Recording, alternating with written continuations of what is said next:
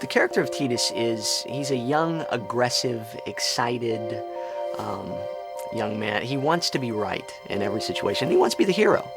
When I prepared for that, I just drew from my own life, I think, especially because I can totally relate to the way he reacts to things. I tend to react and then go, oh yeah, this is probably what I should do in the situation. So that's kind of how he takes life and takes his life in this game. Well, Tidus and Yuna, I think when they first start off, they're at two completely separate ends of the world. And they find out, I think, throughout the story that they have a lot more in common than they think. And she tends to be very calm and cool. And Tidus is much more aggressive, much more excited. He's ready to go, and she's more of a thinker. But she teaches him so much. And it's really a love story, I think, between the two of them. That's what the essential storyline is his love for her and him discovering that love and vice versa. I think that Tidus is driven by her being so calm and collected. It makes him more aggressive, and he seeks the truth even more, and he seeks to pull that excitement out of her. He wants to see her as excited about things and as energized as he is. And so I really tried to give some loving pushes to the character when they're in relationship with each other to say, come on, let's go. Hey, you know, it's exciting. And she's like, okay, I'll get excited, but in my time. So there's like 9,000 lines of dialogue, which is really amazing. There is a lot of dialogue, which is really different from any other game that I've ever experienced. And on an average, there might be, like, say, for a regular animation thing, there might be 300 lines, I guess, total. 9,000 lines, so many different paths to turn in the game, and so many different ways to go. There's so much there. Well, there's some great memorable moments in this game for me personally. There's a scene where Yuna teaches Tidus to laugh because he's so serious and he's so set on his mission, and he gets so caught up in his emotions.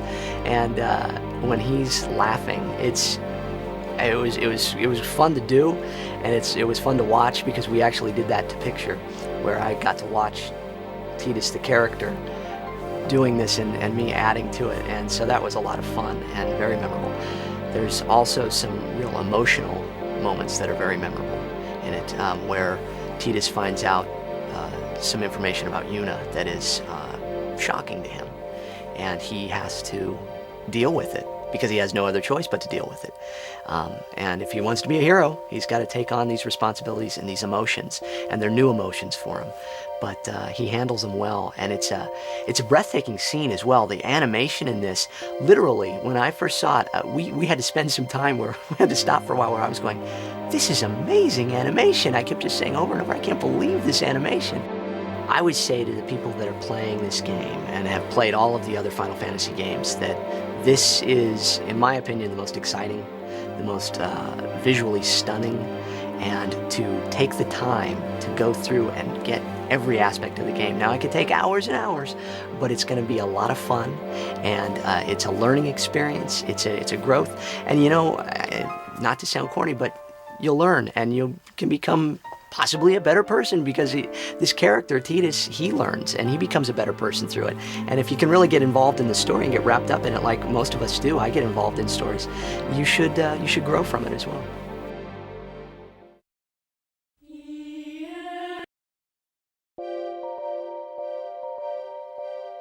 Basically, she is a summoner in a mythical land called Spira and is being aided by some friends on a mission to defeat sin. This journey that she's on is one that her father did before him, and I get the sense is sort of a generational obligation almost, as well as an honor. And it gives her this sense of duty, and that motivates her through most of the story. A duty, respect, honor, these are the things that are important to her. These are the things that I try to translate in a way to the voice of Yuna as well, but at the same time retaining the gentleness and femininity that is so apparent in the way that she looks. So it was an interesting little dichotomy I had to come to, finding a way to balance those two aspects out. She's this gentle yet forceful presence. I wouldn't say docile, because I don't get the sense that she backseats anything. She's very direct, very forthcoming with her opinions and her ways, but she doesn't have to be aggressive about it, you know, abrasive. She does it in a way that leads others.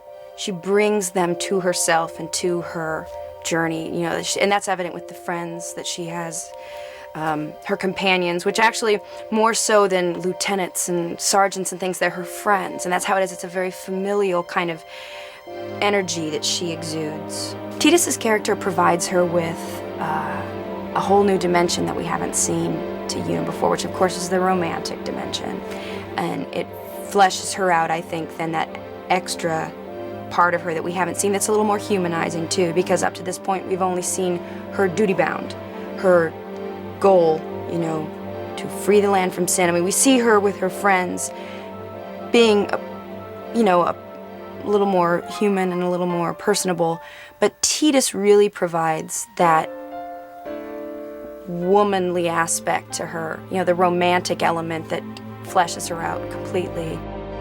I think you have to go into it with an actor head, because these mics and this whole system is so sensitive that every nuance to your voice is going to be heard, and you can't make your voice sound like you're thinking. You have to think, and then your voice will just do it. It's a lot more organic, I think, than we would initially assume, and it's even something that I've discovered as I go about doing this. So I try to relate myself to the character that I'm portraying. In this case, you know, I relate myself as best I can to Yuna. I haven't saved the world lately, so that dimension of her escapes me a tiny bit.